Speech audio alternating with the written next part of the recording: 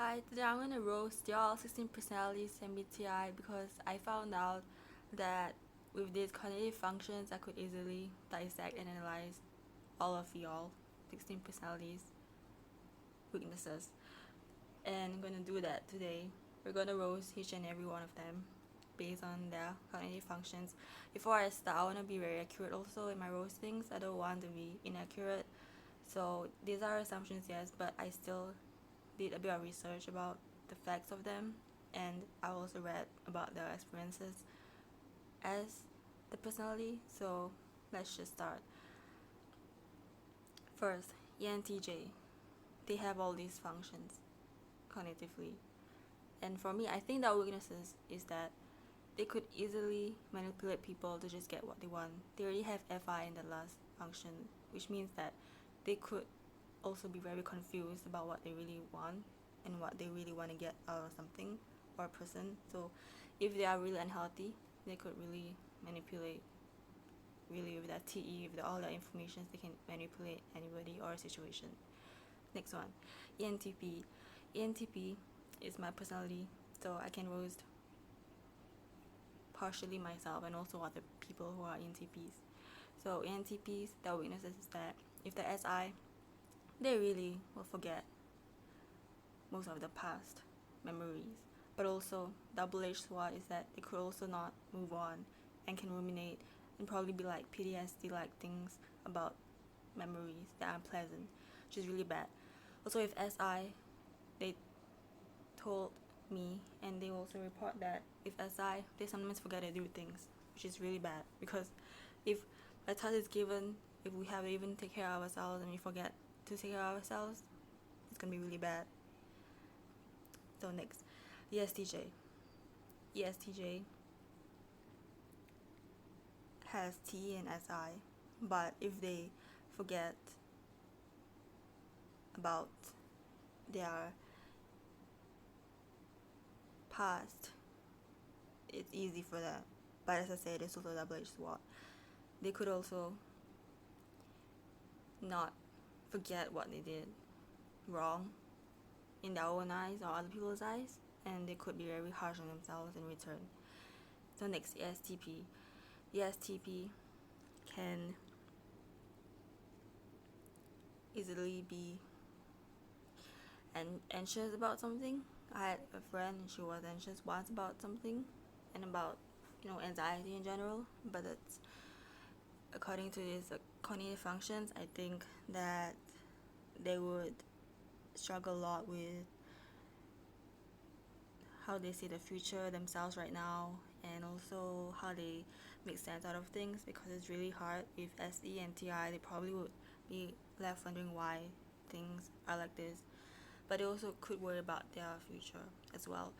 ESFJ are literally gonna be easily taken advantage of if they don't use the FE well, if they don't have any boundaries set healthily across themselves and other people. It's gonna be really hard. It's gonna be very easy for other people to just, if they already know ESFJ's weakness, they would always be taken advantage of in that sense.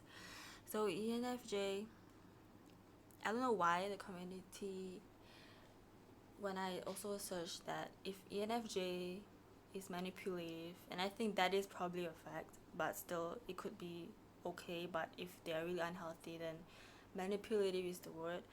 And there's always certain things I wonder about them that makes me crazy, because I feel like they also repeatedly admitted to themselves that they need therapy, and they wrote in the bio, I need therapy. So it's just a very huge slap on the face. So I would say NFJ is a really very I would say monstrous personality, but I think they're just very like in the face personality, because if they're very unhealthy, they could, especially for men. So I think for this one, I just have to say that maybe that they are really manipulative, or they really need help in themselves and they admitted it. So there's another point, because if you need help and you admit it, and you still don't go for help. And I think therapy also won't help them, but by the way they wrote their own bio, I'm talking about a person in Instagram who is an ENFJ. They really don't. They need it so bad they don't even need it at all. So yeah. Next, ESFP. They could also easily worry about the future, but also because they have SC and FI, they probably be like, I don't know what to do. If I worry, I don't know what to do, which is probably everybody's worry about the future. But they also could also struggle with really wanting something or not. ENFP is pretty sad because if you look at their description, especially for Big Five, Ocean, they probably are the personality that takes antidepressants, feels probably misunderstood, and probably I would say ENFP, I guess, because they have NE and FI. I don't know if they could actually know what they truly want. So, for example, they are opposite of me. So I'm ENTP and they are ENFP. So if they're in love, they could be like deeply in love. Whereas an ENTP, they could also love someone, but it's not really that deep, I guess, in my opinion, because we're thinkers. We don't really like.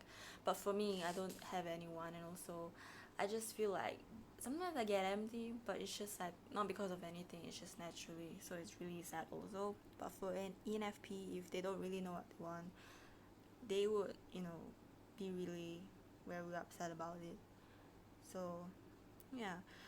So ISTJ.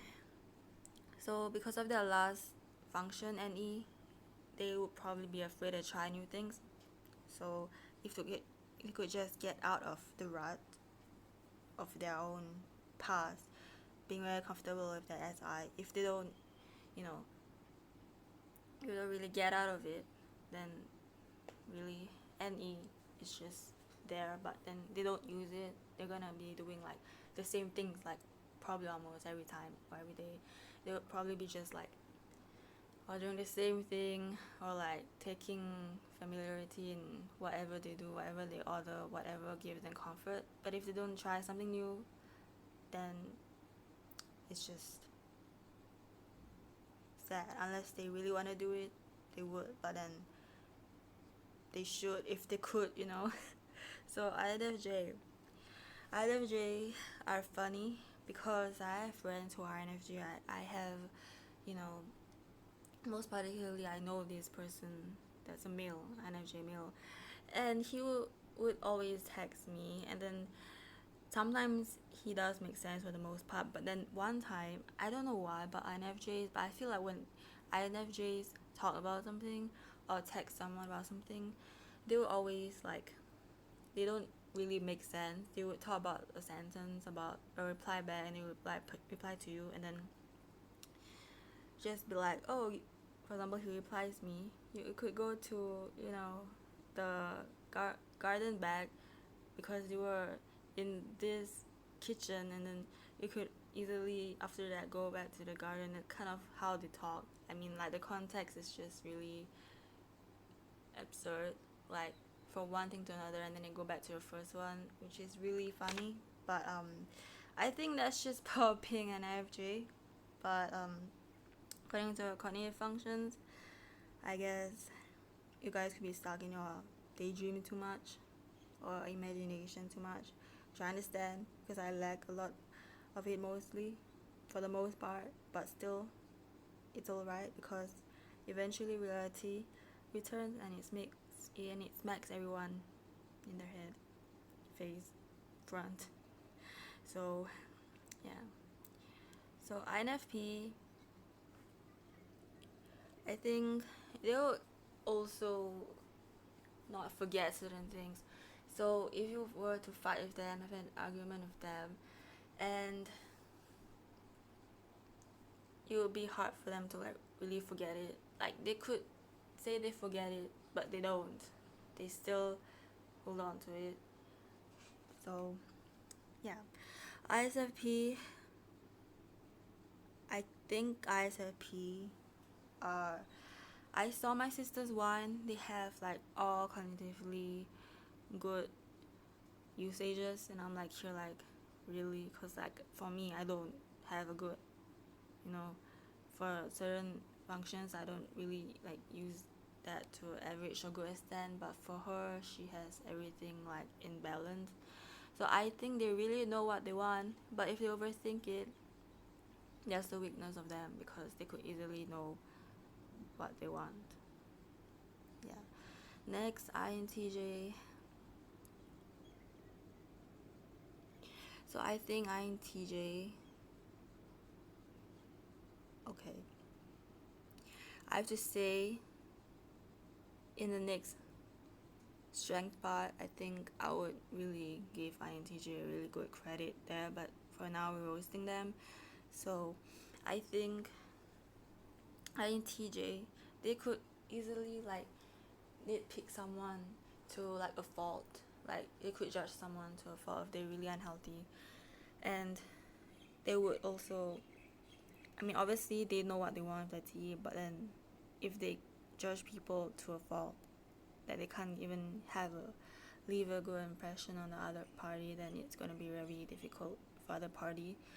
But I think they could just nitpick and be very perfectionistic in their own choices. So yeah, INTP.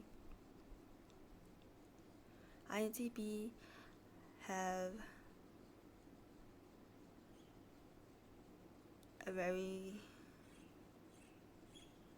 they can have a very good FE, but then because this is their last function, they could struggle with it a lot. But I think in general INTP are also just a personality that can, be also quite smart.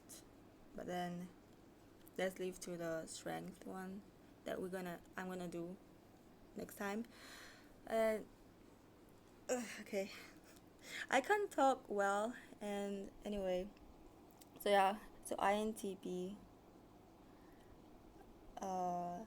yeah, they could easily struggle with FE, but if they know how to deal with it, they actually are a very good personality.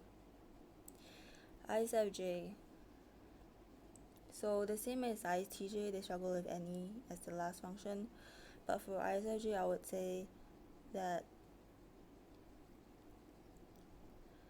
they actually struggle with also maybe the past, and also, providing things for people. But also, if they aren't really aware, they could also be taken advantage of. But then for ISFJ, I think if they're really motivated to do something, they would do it.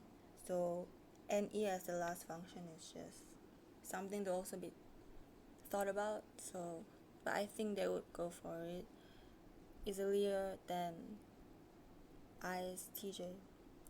And for ISTP, they probably would be like wandering a lot in the mind and thinking about things. They might overthink, which leads them to probably depression tendencies or paranoia tendencies.